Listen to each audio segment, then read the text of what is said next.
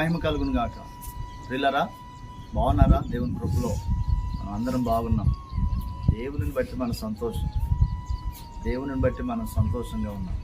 దేవుడు మన హృదయవాంఛలు తీర్చే దేవుడు, దేవుడు మనకు సహాయం చేసే దేవుడు, దేవుడు తన సన్నిధిలో మనల్ని సంతోషపరిచే దేవుడై ఉన్నారు.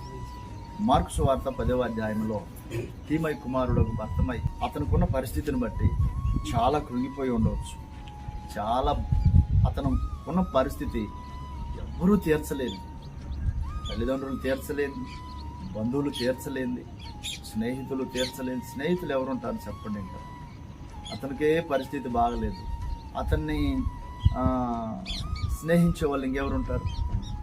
ఈ రోజుల్లో స్నేహం చేయాలంటే ఏదైనా వాళ్ళ దగ్గర ఆశించి, వారి దగ్గర మేలును ఆశించి చేసే స్నేహమై ఉంటుంది. అతని దగ్గర ఎవరుంటారు స్నేహితులు చెప్పండి? అతని కొరకు ఎవరు నిలబడతారు చెప్పండి? ఏమండి, అనుకుంటున్నావా నీ పక్షంగా ఎవరు లేరని? అనుకుంటున్నావా నాకు స్నేహితులు ఎవరు లేరని? అనుకుంటున్నావా నా బాధను ఎవరు అర్థం చేసుకోలేని వారు ఉన్నారు? అయితే దేవుడు నీతో మాట్లాడుతూ ఉన్నాడు. చాలా మంచి దేవుని యొక్క మాట నీ వద్దకు తీసుకురాబడింది. ఆయన నీ పక్షంగా నిలిచే దేవుడు. తీమై కుమారుడకు భర్తమై పిలిచినప్పుడు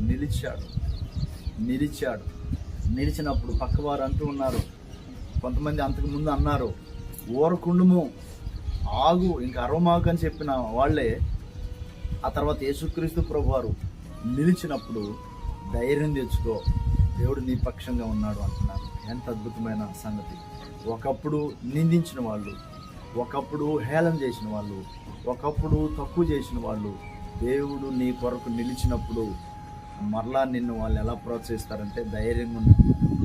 దేవుడు నిలిచినప్పుడు అందరి మాట తీరు మారిపోతుందండి, అందరి యొక్క ఆలోచనలు మారిపోతాయి. దేవుడు ఎంత గొప్ప దేవుడు!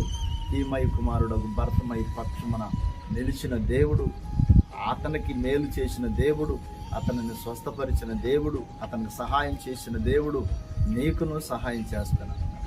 నీ పరిస్థితి ఎటువంటిది అయినప్పటికీ, నీ స్థితిగతులు ఎటువంటి అయినప్పటికీ, ఆయన పక్షముగా నీవు గనక విజ్ఞాపన చేస్తే, ఆయన కొరకు నీవు గనక కనిపెట్టుకుని ఉన్నట్లయితే, ఆటంకములను అధిగమించి నీవు గనక ఆయన్ని సమీపించినట్లయితే, ఆయన నీ పక్షంగా నిలిచి అద్భుతం చేస్తానంటున్నాడు.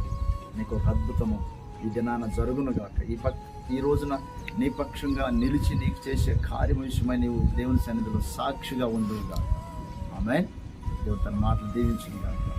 మన తండ్రి అయిన దేవుని ప్రేమ, మన రక్షకుడైన యేసుక్రీస్తు ప్రభువారు శాశ్వత కృప, పరిశుద్ధాత్మ దేవుని సన్నిధి సహవాసం చేరువని మనకు అందరికీ దేశంలో సకల పరిశుద్ధులందరూ సదాకాలం తోడని నడిపించుగాక. ఆమేన్. God bless.